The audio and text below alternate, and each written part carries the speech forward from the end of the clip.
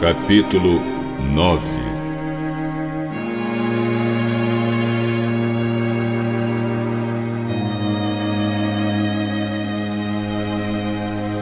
E Jesus terminou dizendo: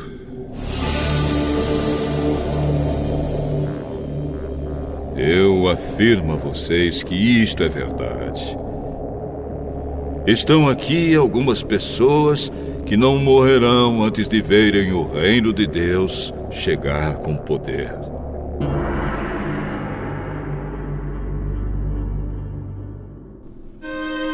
Seis dias depois, Jesus foi para um monte alto, levando consigo somente Pedro, Tiago e João. Ali, eles viram a aparência de Jesus mudar. A sua roupa ficou muito branca e brilhante, mais do que qualquer lavadeira seria capaz de deixar. E os 3 discípulos viram Elias e Moisés conversando com Jesus. Então Pedro disse a Jesus: Mestre, como é bom estarmos aqui. Vamos armar 3 barracas. Uma para o Senhor, outra para Moisés e outra para Elias. Pedro não sabia o que deveria dizer, pois ele e os outros 2 discípulos estavam apavorados. Logo depois, uma nuvem os cobriu, e dela veio uma voz: Este é o meu filho querido, escutem o que ele diz. Aí os discípulos olharam em volta e viram somente Jesus com eles. Quando estavam descendo do monte, Jesus mandou que não contassem a ninguém o que tinham visto, até que o Filho do Homem ressuscitasse. Eles obedeceram à ordem, mas discutiram entre si sobre o que queria dizer essa ressurreição. Então perguntaram a Jesus: Por que os mestres da lei dizem que Elias deve vir primeiro? É verdade que Elias vem primeiro para preparar tudo. Mas por que é que as Escrituras Sagradas afirmam que o Filho do Homem vai sofrer muito e ser rejeitado? Eu afirmo a vocês que Elias já veio, e o maltrataram como quiseram, conforme as Escrituras dizem a respeito dele.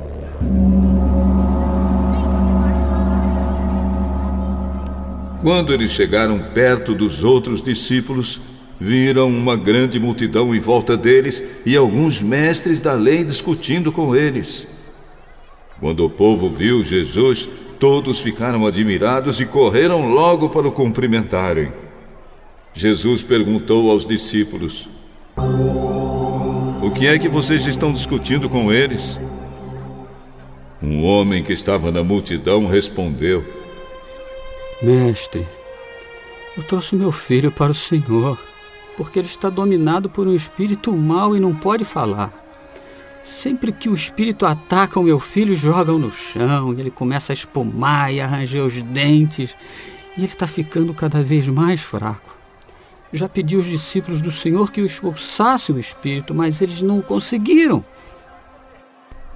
Jesus disse: Gente sem fé, até quando ficarei com vocês? Até quando terei de aguentá-los? Tragam o menino aqui. Quando o levaram, o espírito viu Jesus e sacudiu com força o menino.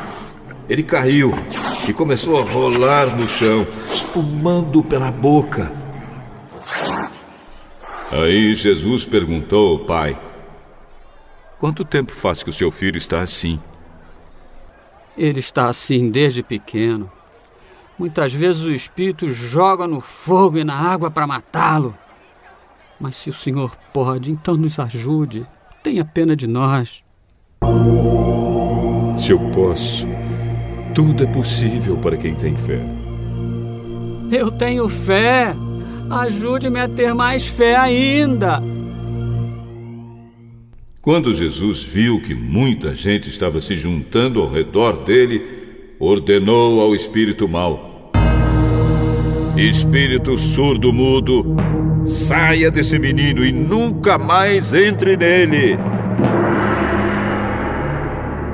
O espírito gritou, sacudiu o menino e saiu dele. O menino ficou como morto. Por isso todos diziam que ele havia morrido. Mas Jesus pegou o menino pela mão e o ajudou a ficar de pé.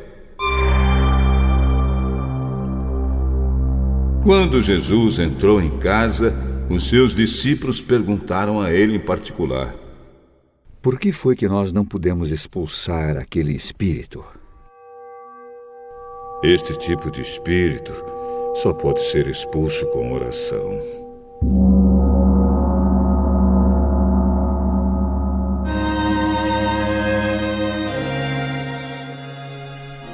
Jesus e os discípulos saíram daquele lugar e continuaram atravessando a Galileia. Jesus não queria que ninguém soubesse onde ele estava, porque estava ensinando os discípulos. Ele dizia a eles: o Filho do Homem será entregue nas mãos dos homens, e eles vão matá-lo, mas 3 dias depois ele ressuscitará.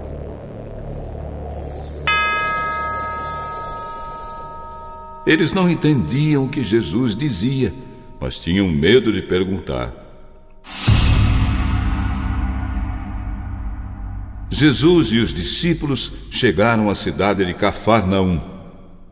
Quando já estavam em casa, Jesus perguntou aos 12 discípulos: o que é que vocês estavam discutindo no caminho? Mas eles ficaram calados, porque no caminho tinham discutido sobre qual deles era o mais importante. Jesus sentou-se, chamou os 12 e disse: se alguém quer ser o primeiro, deve ficar em último lugar e servir a todos. Aí segurou uma criança e a colocou no meio deles, e abraçando-a, disse aos discípulos: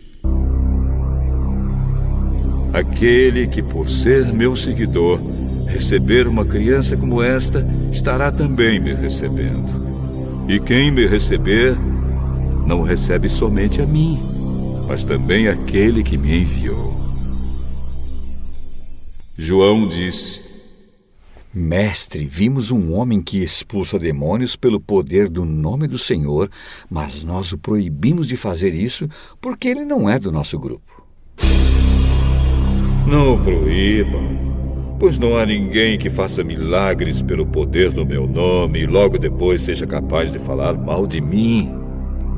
Porque quem não é contra nós é por nós.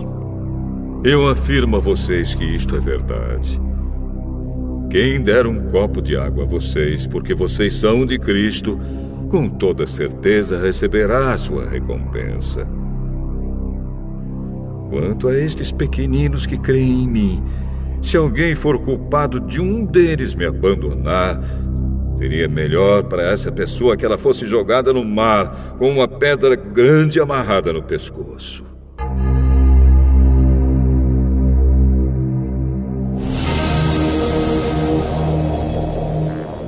Se uma das suas mãos faz com que você peque, corte-a fora. Pois é melhor você entrar na vida eterna com uma só mão do que ter as duas e ir para o inferno, onde o fogo nunca se apaga. Ali os vermes que devoram não morrem e o fogo nunca se apaga. Se um dos seus pés faz com que você peque, corte-o fora. Pois é melhor você entrar na vida eterna aleijado do que ter os 2 pés e ser jogado no inferno. Ali os vermes que devoram não morrem e o fogo nunca se apaga. Se um dos seus olhos faz com que você peque, arranque-o. Pois é melhor você entrar no reino de Deus com um olho só do que ter os 2 e ser jogado no inferno. Ali os vermes que devoram não morrem e o fogo nunca se apaga. Pois todas as pessoas serão purificadas pelo fogo, assim como os sacrifícios são purificados pelo sal.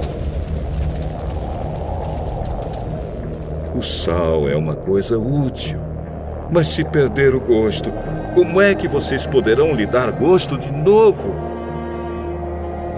Tenham sal em vocês mesmos e vivam em paz uns com os outros.